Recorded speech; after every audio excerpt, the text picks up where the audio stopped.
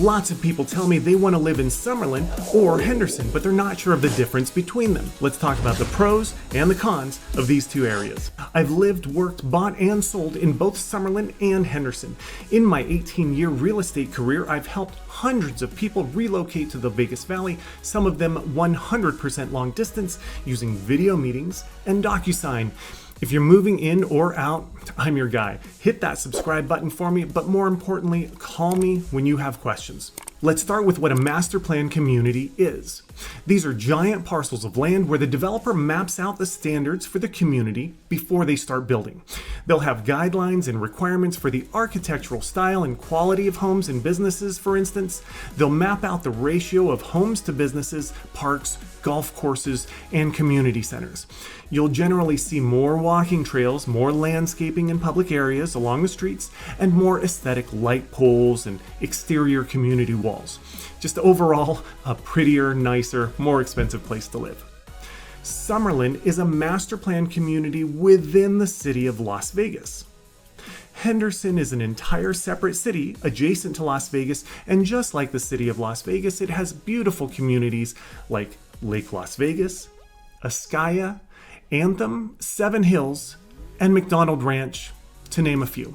Summerlin's big draw is that it's so large that there's a consistent feel of quality across communities, recreation, shopping, and dining.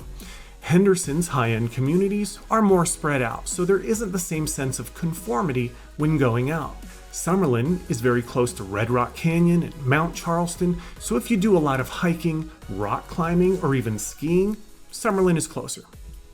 Henderson is near Boulder City, Hoover Dam, and Lake Mead, so if you enjoy sightseeing, boating, or fishing, Henderson is closer. Of course, if you're moving from a place with heavy traffic, an extra 20 minutes in either direction probably doesn't faze you at all. Speaking of traffic, the heaviest traffic tends to move towards the Strip in the morning and away from the Strip in the afternoon. If you have to commute into the center of town, the traffic is definitely worse for Summerlin because you have more time on higher density freeways and an additional freeway interchange. Also, it might not seem like much, but when you live on the west edge of town, it means you're always squinting into the sun in the morning and you're squinting into the sun in the afternoon. All of the luxury and meticulous planning in Summerlin comes at a premium.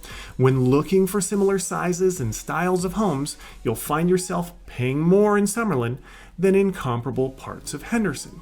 Henderson is generally more house for the money, but it's not cheap. In the most expensive neighborhoods, I looked at the high dollar sales in the last year for $1 million, $5 million, and $10 million plus, and all three searches showed slightly more closings in the combination of the nicer areas of Henderson than in Summerlin. But of course, that's not how you search for homes. You have a budget and you have a list of criteria. And if you're lucky enough for homes to pop up in Summerlin and the nicer communities in Henderson, you gotta see both. I'm Chad Roberts with Realty One, serving Summerlin, Henderson, and the entire Las Vegas Valley. If you have questions, give me a call.